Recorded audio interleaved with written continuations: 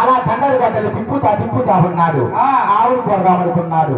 కొత్తలో మహానుభావుడు కళ్ళారు చూశాడంట. అయ్యి బాబు, ఈ కన్నడు గడ్డలేమో ఆవుకు తగిలిలా ఉన్నారని అలా స్వామి వారి శిరసకాయం చేయడం వేరేందా. ఎప్పుడైతే మహావిష్ణుమూర్తి వారి శిరస కాయించగానే ఆ కన్నడ గొట్టలు వచ్చి స్వామి వారి శిరసకు తగిలింది పోయింది.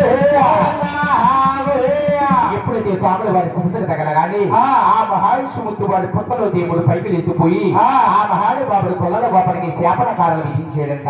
శాపనకారాలు తీసుకున్న మహానుభావుడు ఆ బ్రహ్మకలి యావు దూడ కూడా అలా మాయమైపోయి గోవిందా. ఆ మహావిష్ణుమూర్తి వారికి తగిన గాయాలు శాత పట్టుకుని ఒక కోనేరు వద్దకు చేరుకున్నాడు. ఆ కోనేరు చెప్పలు గాయాలు కలిగే సమయంలో కూడా సంతాలు గట్ల 4 గంటలుగా నీలాంటి దేవుడికి నీళ్ళ వస్తున్నారంట. ఎవరు వస్తున్నారా? సంతాలు గట్ల 4 గంటలుగా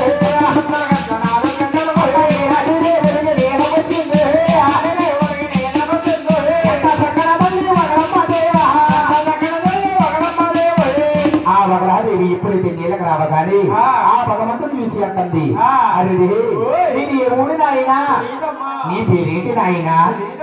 అలా ఎప్పుడైతే మహాతల్లి వగలాదేవి అనగానే తెలియదమ్మన్నారంట. ఇదిగో నేను తెచ్చుకుంటాను, నా ఇంటికి వస్తాను కుమారా. అలా ఎప్పుడైతే వస్తానని కానీ ఆ వగలాదేవి భగవంతుని తీసుకెళ్లి అలా ఇంటి వద్దకు చూపించిందంట. ఒకనాటి కాలంలో ఒక ఆకాశ మహారాజు ఉండేవాడు. ఆకాశ మహారాజు భార్య కరుణాదేవి. కరుణాదేవి చూస్తే పొలంలో కూడా పుట్టుకొట్టాలమ్మలారా ఎన్నో నైనాని నోములు నోసుకున్నది సంతానము కోసం. చేయడానికి పూలు చేసిందంట, అయినా సంతానం కలిగించలేదు. ఒకనాటి కాలంలో మహానుభావుడు ఆకాశ మహారాజు వారు ఏం చేస్తున్నారా?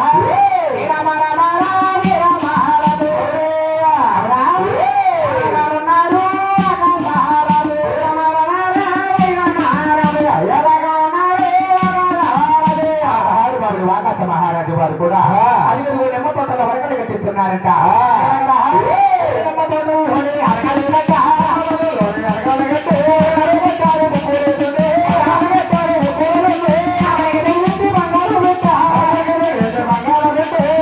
ఆ ఆకాశ మహారాజు వారు కూడా నిమ్మ తోటలో అరకలు కట్టించాడు. అవును, నాగలక తగిలింది.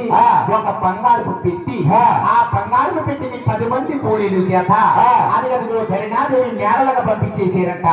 నేల పై ఉన్నది ధరిణాదేవి గల్లు గల్లు మంట కిందకి వచ్చి ఆ బంగారు పెట్టుకున్న రాగి తాళాలని రాలగొడుతుందంట.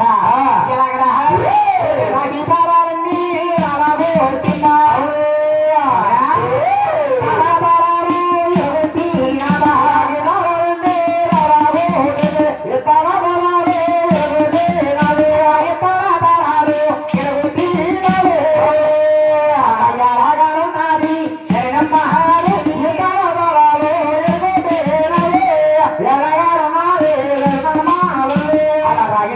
రాలగొట్టేసి అవును ఇతర దారాన్ని గడగొట్టేసిందంట. బంగారు పెట్టి చూసిందంట. ఆ బంగారు పెట్టిలో కూడా ఒక ఆడబాలనానంత పోయిందా. ఆ ఆడబాలను చూసి 7 గడులు సేపు మోచపోయిందమ్మలారా. అయ్యి బాబు సొత్తేలు కూడా పొలంలో కూడా పుట్టుకొట్టాలి. అవును, సంతానం లేక సిద్ధపడిపోతున్నాడు.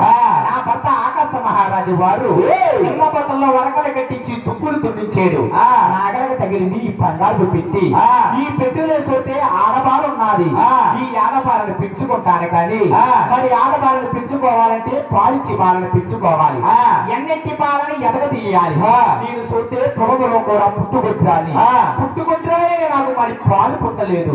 నాకు పాలు లేనిదే ఆడబాలను ఎలా పెంచుకోవాలని అలా సిద్ధపడిపోయే సమయంలోని శ్రీమన్నారాయణ గోయిందన్నాడు. అవును, ఆదినారాయణ గోయిందన్నాడు. పుట్టుకొట్టాలైన మహాతల్లి ధరిణాదేవికి అలా పాలు పుట్టుకొచ్చాయండి. ఎప్పుడైతే పాలు పుట్టుకు రావగానే అలా పాలించి మహాతల్లి ఆడబాలను పెంచుతా ఉన్నది.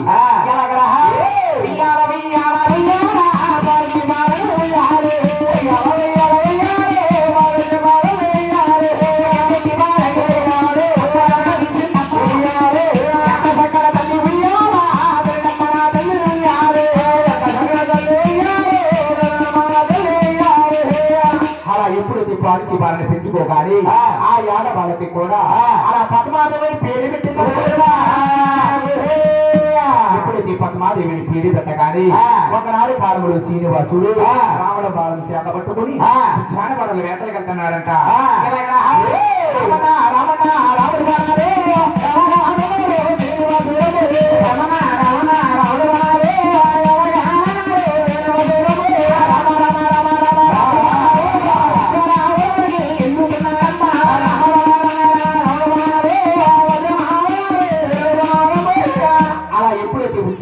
వేటలకు వెళ్ళగాని ఆ మహాతలి పద్మాదేవి కూడా 5 సిలికత్తలు తీసుకుని ముసలాట్లు ఆడుకుంటుంది.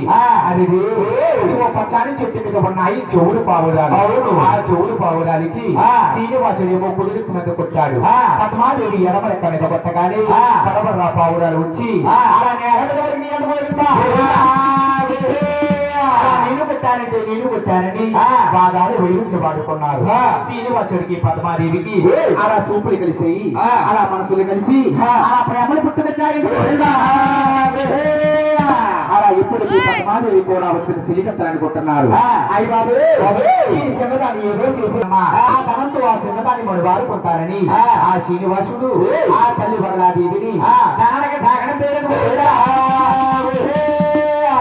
శ్రీనివాసుడు అనుకుంటున్నాడు. ఎలాగైనా సరే రాజకోటలో ఉన్న సిన్నదాన్ని కలిసిపోవాలి, ఆ పద్మాదేవిని మనువారాలి. అలాగని అవతారం తీసి ఒక ఎరుకుల నాంచాలి కింద అవతారం ఎత్తుతాము. అలాగని మహానుభావుడు శ్రీనివాసుడు అవతారం మారుతున్నాడు.